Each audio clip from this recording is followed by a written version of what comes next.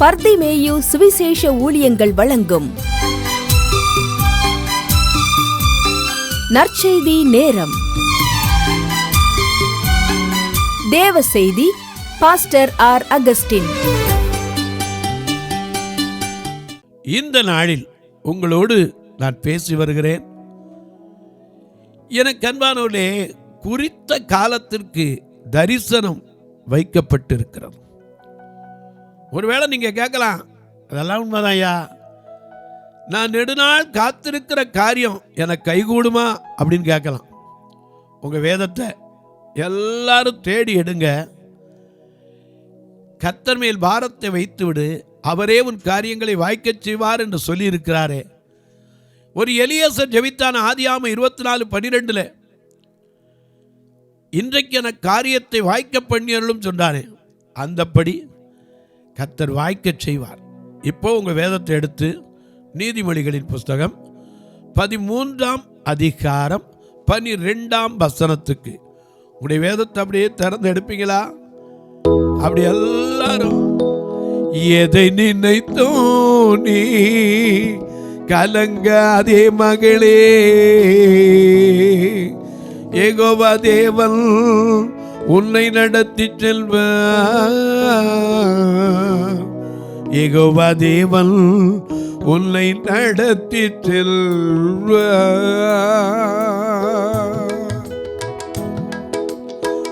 எதை நினைத்தோ நீ, எதை நினைத்தோ நீ கலங்காதே மகனே, யெகோவா தேவன் உன்னை நடத்தி செல்வார். யெகோவா தேவன் உன்னை நடத்தி செல்வார். எதை நினைத்தோ நீ கலங்காதே மகளே, யெகோவா தேவன் உன்னை நடத்தி செல்வார். யெகோவா தேவன் உன்னை நடத்தி செல்வார்.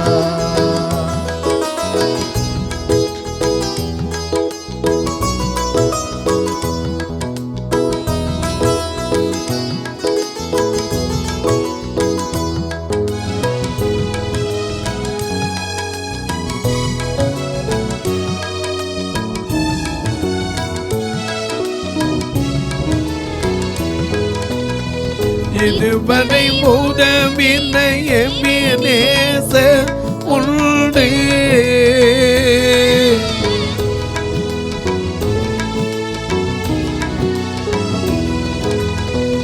இதுவரை உதவில்லை எபினேசர் உண்டு,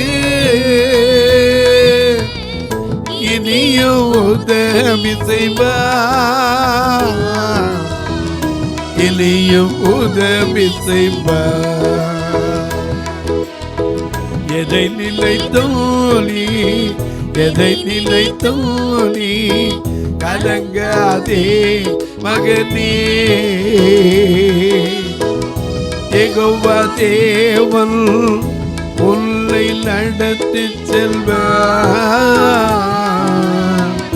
யெகோவா தேவன் உன்னை நடத்தி செல்வார்.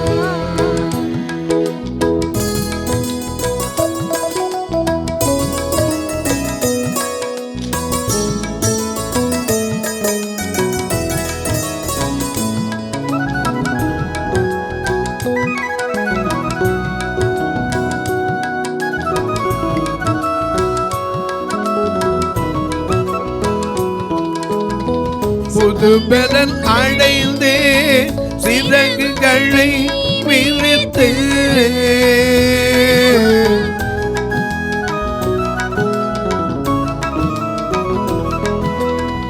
புது பலன் அடைந்தே சிறகுகளை விரித்து, உயர பறந்திடுவார். புது பலம் அடைந்து சிறகுகளை விரித்து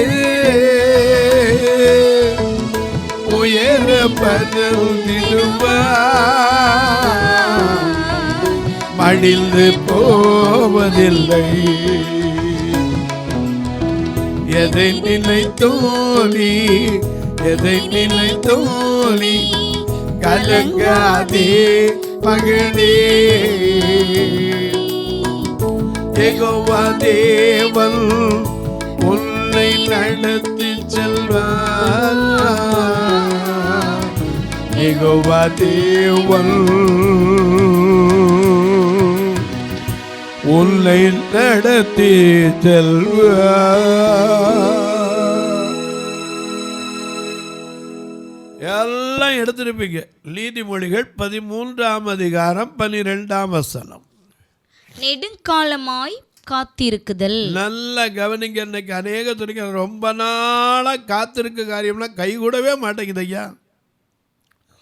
ஆனா ஆண்டவருடைய வார்த்தை என்ன சொல்றது? நெடுங்காலமாய் காத்திருத்தல் இருதயத்தை இழைக்க பண்ணும். விரும்பினது வரும்போதோ ஜீவ விருட்சம் போல் சாதாரணமா இருக்காது. ஏன்னா ஒரு நபர் ஒரு சாட்சியை கேட்டேன். திருநெல்வேலி மாவட்டத்தில் ஒரு நல்ல அதிகாரத்தில் இருந்த ஒரு மனிதன், நல்ல பதவியில் இருந்தவர். அவர் வேலை பார்த்த இடத்துல அவர் மேலே இல்லாத ஒரு பழியை போட்டு அவர் மேலே வழக்கு போட்டாங்க.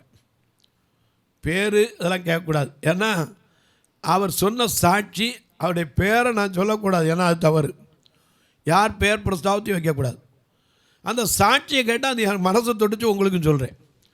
திருநெல்வேலி மாவட்டத்தில் ஒரு நல்ல பதவியில் இருந்த ஒரு மனிதன், அவருக்கு ஒரு சமயத்தில் தான் வேலை பார்க்குற இடத்துல அவருக்கு ஒரு பெரிய பிரச்சனை. என்ன பிரச்சனைனா, இவர் போன உடனே ஜெபம் பண்ணுவார். தொழிலை துவங்கும் போது சரி, தொழிலுக்கு வந்த உடனே முதல்ல உட்காந்து கையெடுத்து என்ன செய்வார்? ஆண்டவனே இந்த நாளை என்ன செய்யும்? ஆசீர்வதிங்கன்னு. எல்லாம் அது நியாயம்தான். ஆனால் அங்கே இருக்க சிலருக்கு இது என்ன செய்யாது? பிடிக்காது. ஆகையினால இவர் மேலே மனு போட்டு இல்லாத பொல்லாத சொல்லி இவர் மேலே கேஸ் வந்துருச்சு. ஒரு வழக்கில் 2 வழக்கில் எத்தனை வழக்கு? 16 வழக்கு வந்துருச்சு. இவருக்கு வயசு கிட்டத்தட்ட ஒரு 42 வயது. திடீர்னு வேலையிலேருந்து தூக்கிட்டாங்க. தூக்குற உடனே இவருக்கு அந்த கேஸில் இனி நிரபராதின்னு வந்தால் தான் திரும்பி என்ன செய்ய முடியும்? அந்த பதவியில் உட்கார முடியும். 16 வருஷம் வழக்கு நடக்கு, தீர்ப்பு வந்த பாடில்லை. அவரும் கண்ணீரோடு ஒரு நாள் போய் ஒரு இப்படி ஆண்டவர் ஆராதிக்கிற இடத்துல ஒரு போதகர்கிட்ட போய் ஜெபம் பண்ணார். எப்படி ஜெபம் பண்ணானா? ஐயா, 16 வருஷமாக என் வழக்கு தீராமல் இருக்குது. இப்போவே கிட்டத்தட்ட 58 வயசு வந்துருச்சு. இன்னும் ஓரிரு வருஷத்துக்குள்ளே சில நாட்களுக்குள்ளே நான் ரிட்டையர்ட் ஆக போகிறேன். என் மகளுக்கு எப்படியாவது குடும்ப வாழ்க்கை அமைக்க கொடுக்க வேண்டிய பொறுப்பு உண்டு. இந்த கேஸில் தீர்ப்பு இல்லைன்னா எனக்கு எந்த பெனிஃபிட்டுமே கிடைக்காம போயிடும். நான் என்ன போட்ட பிஎஃப்லேருந்து எல்லாமே நின்று போகும். என்னுடைய மகள் வாழ்க்கையும் ஸ்தம்பிச்சு போகும். எனக்கு என்ன செய்வோன்னு தெரியல. வழக்கு இப்படி நடந்துக்கிட்டே இருக்குது. எப்படி வரப்போகுதுன்னு மனம் பயமாக இருக்குது. மன நிம்மதி இல்லாமல் இந்த இடத்துக்கு வந்தேன்னார். அப்போ அந்த ஊழியக்காரர் சொன்னாராம், ஒரு ஜெபம் பண்ணிவிட்டு, ஐயா, நான் என் கண்ணில் தரிசனத்தில் பார்க்குறேன், உன் ஃபைலை ஒரு தேவதூதன் கையில் எடுத்துட்டான். அவன் தான் இனிமேல் வரப்போகிற இந்த வழக்கில் ஜட்ஜையும் கண்டக்ட் பண்ணுவான். உன் வக்கீல் எதிர் வக்கீல் எல்லாரையும் வழக்கு நடத்துறதுக்கு அந்த தேவதூதன் கூட இருந்து காரியத்தை வாய்க்கச்சுவான். நம்பிக்கை இருந்தால் நீ போ, நான் தரிசன கண்களை பார்த்து சொல்கிறேன் அப்படின்ட்டு. இவரும் ஜெபம் பண்ணிட்டு போயிட்டார். ஒரு மாதம் ஒன்றுமே பதில் வரல. ஒரு நாள் திடீர்னு கூட சொன்னார், ஐயா, என்ன ஆச்சரியம், என் வழக்கு விசாரித்தா இன்னும் எத்தனை வருஷமானால் தீராது போல். ஆனால் திடீர்னு ஒரு நீதிபதி அப்பாயின்மெண்ட் பண்ணப்பட்டார். புதிதாக அவர் வந்தவர் பார்த்துட்டு, இந்த கேஸில் இன்னும் என்ன இருக்குது? போதுமான ஆதாரம் எதுவுமே இல்லை இவர் மேலே சொன்ன குற்றத்துக்கு. 16 வருஷம் இவர் மேலே வச்சிருந்தது தப்பு. ஆகையினால இவரை நான் அந்த கேஸ்லேருந்து விடுவிக்கிறேன். இன்றைக்கே அவர் திரும்ப வேலையில் ஜாயின் பண்ணார். 16 வருஷம் காத்திருந்தவருக்கு வேலை கிடச்சா எப்படி இருக்கும்? இழந்து போனதை திரும்பி பெற்றுக்கொண்டால் எப்படி சந்தோஷம் இருக்கும்? இன்றைக்கி யோசிச்சு பாருங்கள். நெடுங்காலம் காத்திருத்தல் இருதயத்தை இழைக்க பண்ணும். விரும்பினது வரும். அப்படி வரும்போது ஜீவ விருட்சமாயிருக்கும். இன்னைக்கு அநேக நேரங்களில் காத்திருக்கத்தான் நம்மளால் முடியலை. கழுக பார்க்குறோம், எப்படி காத்திருக்கு. நாம் கூட பாடுறோம், காத்திருந்து பலனடைந்து கழுகு போல எழும்பிடோமே. காத்திருந்து பலனடைந்து கழுகு போல எழும்பிடோமே.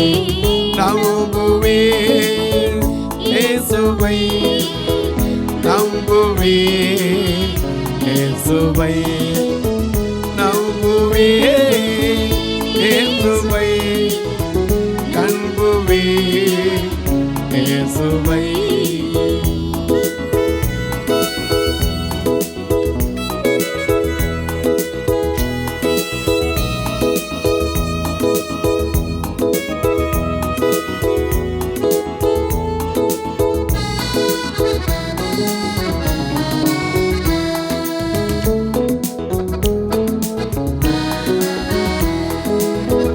நிந்தனைகள் போராட்டம் வந்தும் நிதியின் தேவன் தாங்கினாரே.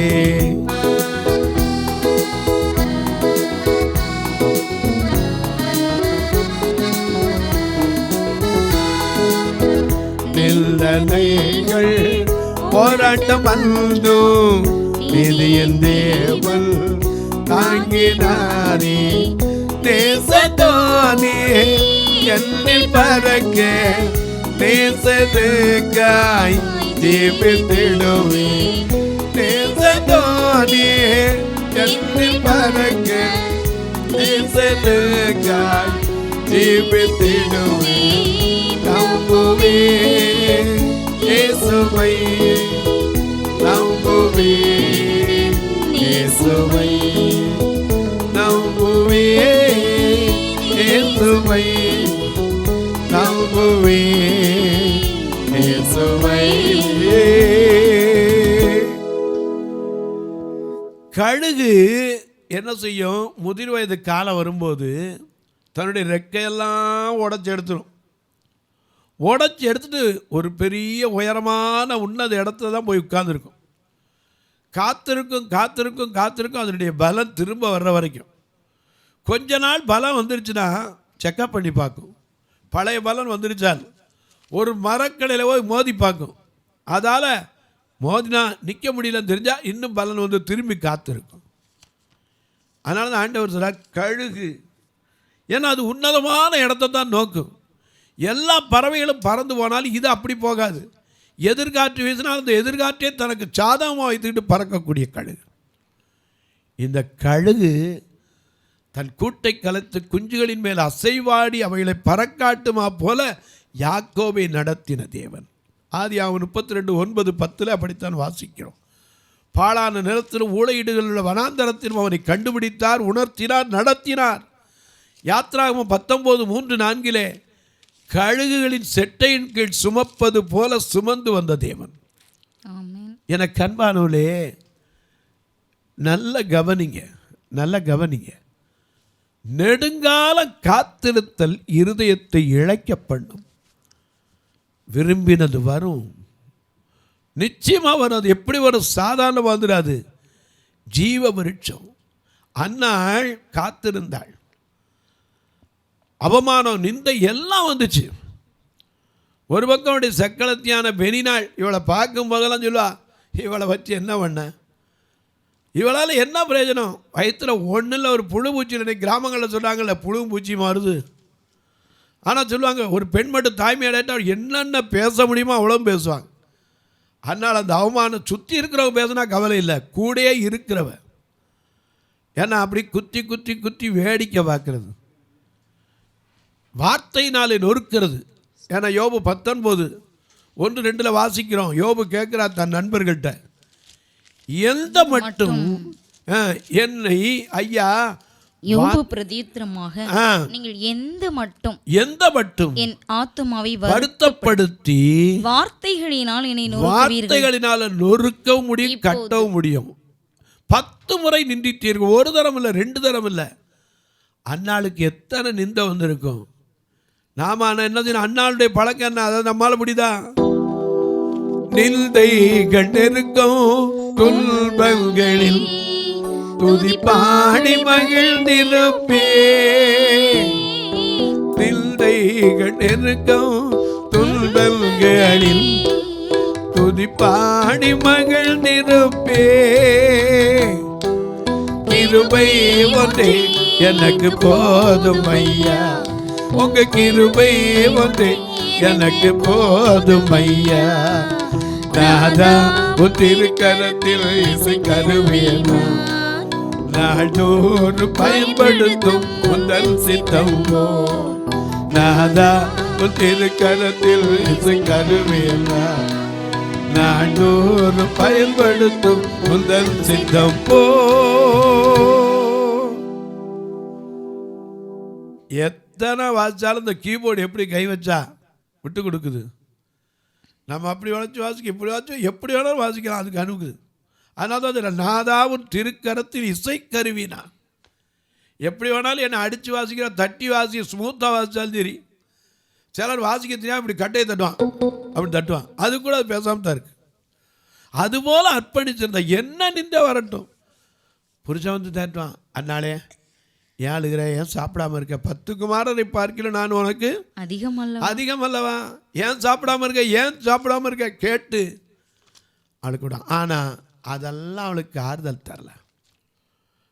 நிந்தை வந்தபோது ஒரு நாள் போய் அழுதா, ஆண்டவரே எனக்கு ஒரு ஆம்பளை பிள்ளை மட்டும் கொடுங்க, அவன் உயிரோடு இருக்கிறனாலாம் உமக்குன்னு ஒப்படைக்கிறேன்னா. அவள் விண்ணப்பத்தின்படியே கர்த்தர் கொடுத்தார். அந்த சாமுவேல் எப்படி வந்தான்?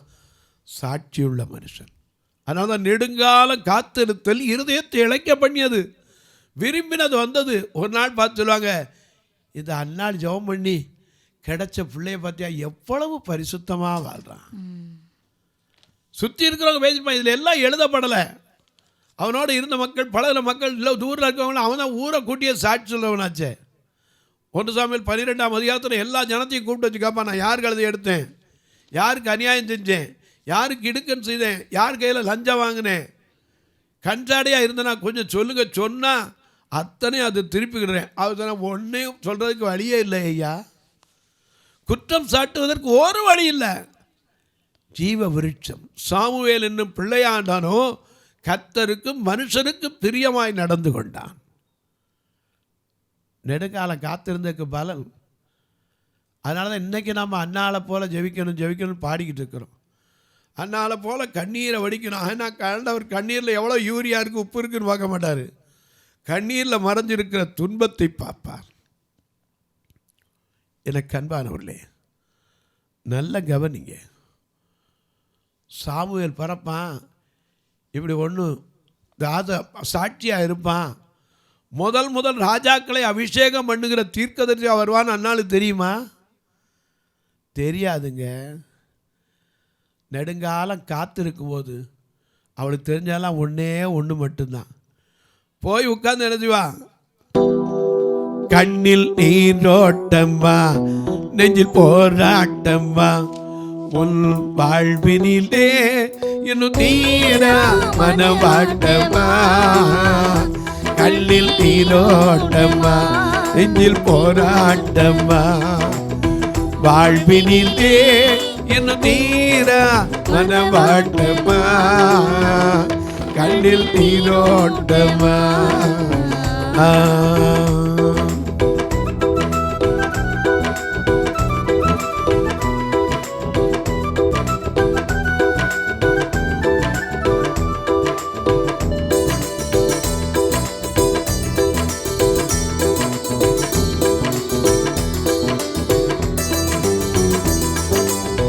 கண்ணீரை சிந்தி கலங்கிடும் போது, கண்ணீரை சிந்தி கலங்கிடும் போது, கலங்காதே என்று கனிவோடு உரைத்து,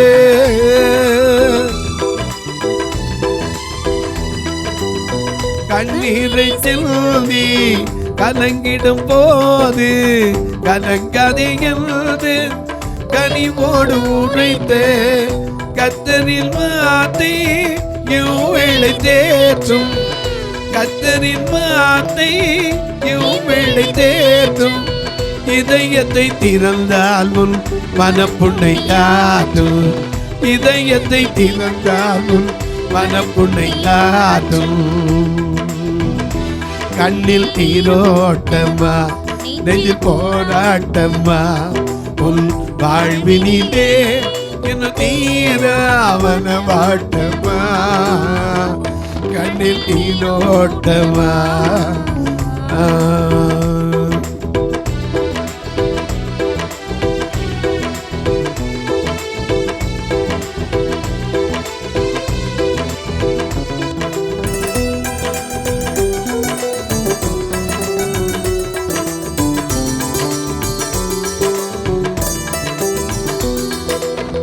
துன்பங்கள் உன்னை தொடர்ந்திடும் நேரம். துன்பங்கள் உன்னை தொடர்ந்திடும் நேரம். திகையாதே என்று திருவாக்கு உரைத்து.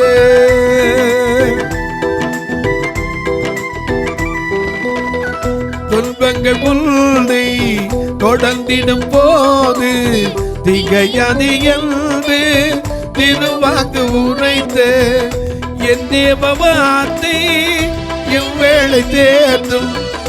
என் தேவ வார்த்தை இவ்வேளை தேற்றும். இதயத்தை திறந்தால் உன் மனப்புண்ணை ஆற்றும். இதயத்தை திறந்தால் உன் மனப்புண்ணை ஆற்றும். கண்ணில் நீரோட்டமா நெஞ்சில் போராட்டமா. கண்ணில் நீரோட்டமா நெஞ்சில் போராட்டமா. வாழ்வினிலே இன்னும் தீரா மனம் வாட்டமா. கண்ணில் நீரோட்டமா.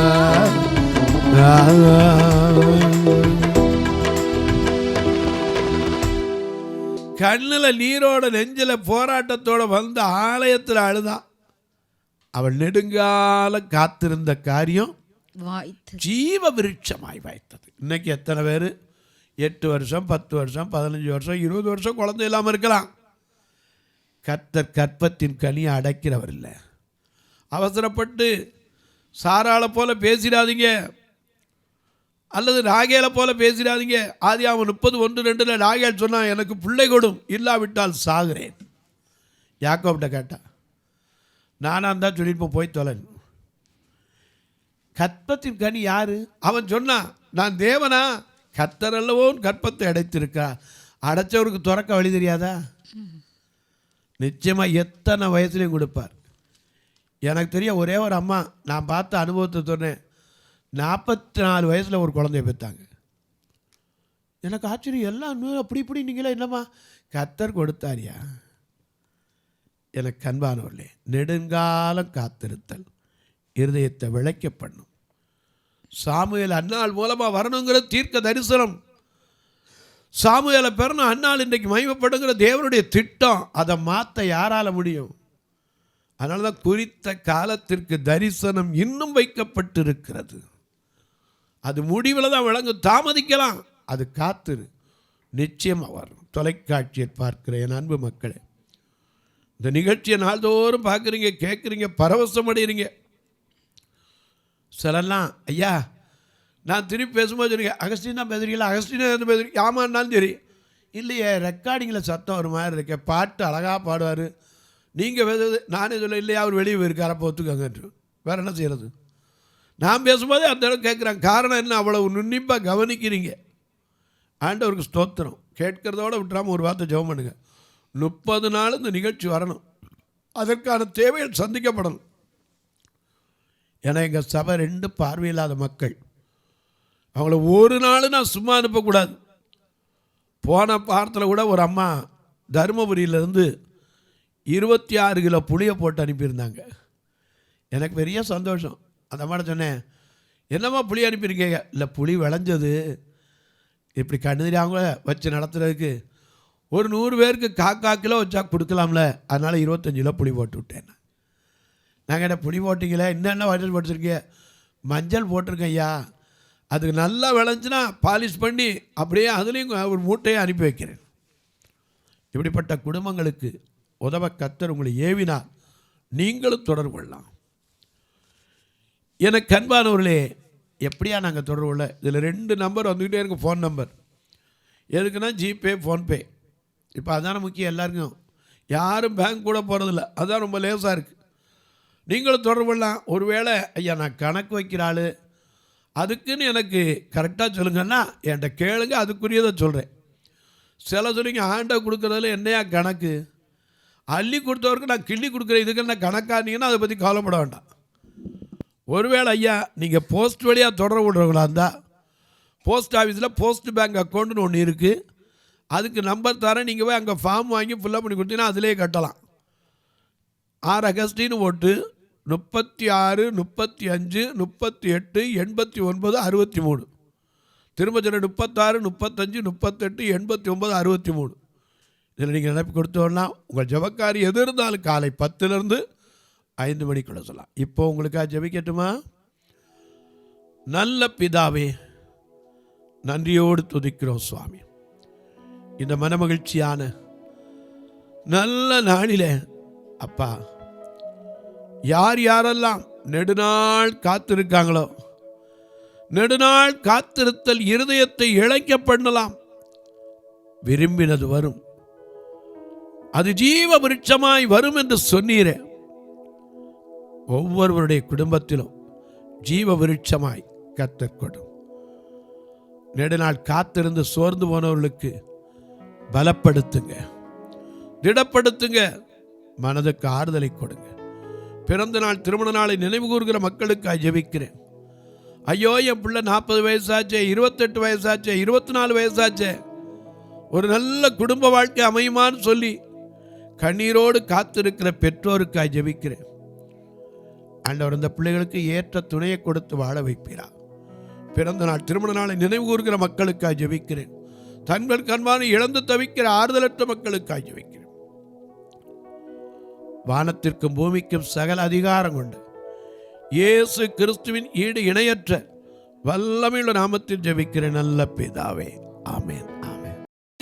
சபை ஆராதனை ஞாயிறு காலை 10 மணி முதல் 12 மணி வரை. இடம் பர்திமேயு சுவிசேஷ ஆலயம், அன்னை சத்யா நகர், இளமனூர் அஞ்சல், சக்கிமங்கலம் வழி, மதுரை மாவட்டம். பின்கோட் 625201 மற்றும் பர்திமேயு சுவிசேஷ ஜெப வீடு, flat number 107, Eden garden, Muthur, Tirunelveli. Pincode 627011. சிறப்பு உபவாச கூட்டம் ஒவ்வொரு மாதமும் 2வது சனிக்கிழமை காலை 10 மணி முதல் 1 மணி வரை நாகர்கோவில் YMCA ஹாலில் வைத்து நடைபெறுகிறது. மற்றும் ஒவ்வொரு மாதமும் 4வது சனிக்கிழமை காலை 10 மணி முதல் 1 மணி வரை திருநெல்வேலி புதிய பேருந்து நிலையம் அருகில் உள்ள கிரேஸ் ஹாலில் வைத்து நடைபெறுகிறது. எங்கள் எல்லா ஆராதனைகளிலும் கலந்து கொண்டு தேவனை மகிமைப்படுத்த அன்பாய் அழைக்கிறோம். உங்கள் உதாரத்துவமான காணிக்கைகளினால் இவ்வூழியத்தை தாங்க விரும்பினால் R Augustine, account number 5021364331, IFSC code IDIB 000B066, Indian bank, BP Kulam, Madurai. GPay number 9842181917, BGM ministries மற்றும் 9442559772, பிளைண்ட் மினிஸ்ட்ரீஸ் அகஸ்டின். உங்கள் தொடர்புக்கு பாஸ்டர் ஆர் அகஸ்டின், பர்திமேயு சுவிசேஷ ஊழியங்கள், நாகமலை, புதுக்கோட்டை, மதுரை 625019. தொலைபேசி எண்கள் 9842181917 மற்றும் 9442559772. கர்த்தர் தாமே உங்களை ஆசீர்வதிப்பாராக.